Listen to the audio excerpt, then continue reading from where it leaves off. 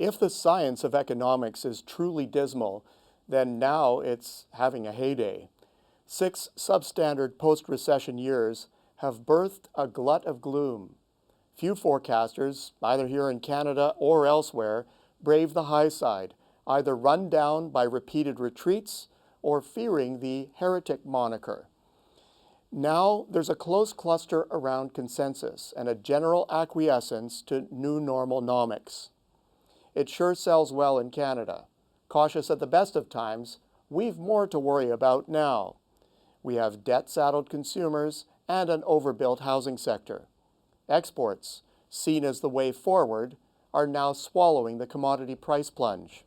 Soft resource markets, many say, reinforce the view of a weak world, dimming export prospects.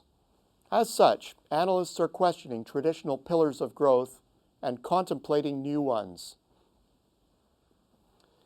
While it's never a wrong approach, it may yield limited payback this time around.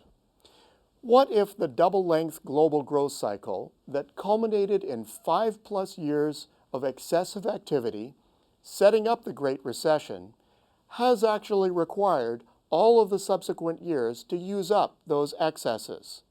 That would not only explain stagnation, but label it temporary. The pent-up demand evident in the US and now more clearly in Europe strongly suggests that we could be on the verge of an old normal growth spurt. Perhaps that, together with a weaker Canadian dollar, is why exports of auto sector, consumer product, and aerospace exports are surging, among other key manufacturers, and why European Union demand for Canada's higher valued exports is strong. If pent-up demand exists, then future growth beckons.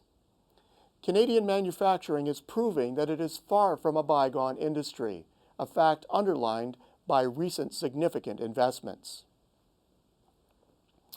Emerging market hiccups have muddied the picture, but even so, most expect them to double the growth of the industrialized world.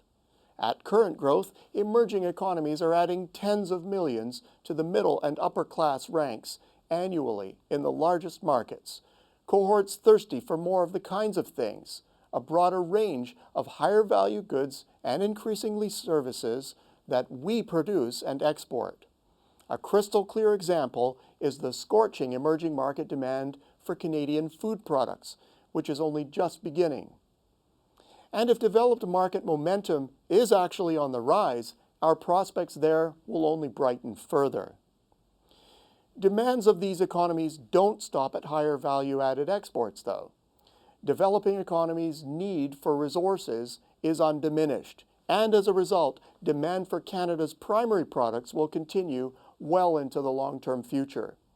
Our supplies are even more attractive considering that geopolitics is and will be compromising vast quantities of global resources for some time to come. Canada's resource industries are far from passé, whether or not emerging markets come back quickly. Thus far, it looks like our traditional strengths remain our greatest opportunities. Even so, success will require new approaches. Increasingly, labor constraints will necessitate more capital-intensive production at home and foreign-sourced production. Already a substantial economy beyond our borders, direct investments abroad will only rise in importance as time goes on. It will require increased risk appetite and the savvy to succeed in less familiar settings. But Canadians are already proving we have the moxie for this. It will also require us collectively realizing that this activity is not job killing, it's actually job preserving. Now, is all this too good to be true? Maybe. Populism's rise, most notable in the recent Brexit vote, presents the greatest existential threat to date to the benefits brought on by the current and future global reach of business. Frustration with the past cycle's structural weaknesses and the current one's sluggishness has prompted numerous backlashes against globalization and the institutions and enterprises that support it. Tragically, the movement seems to be gaining momentum and among its greatest proponent nations, at just the moment the economy is due for a rebound. The bottom line, there's a lot at stake. But in the mayhem, there's more than a glimmer of hope for Canada. Our global footprint is extensive. Our exports are growing.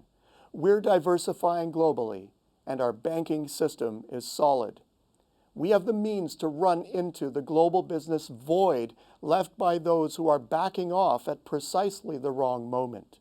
And we can do all this by doing what we already do well, but on a wider global front. Until next week, I'm Peter Hall.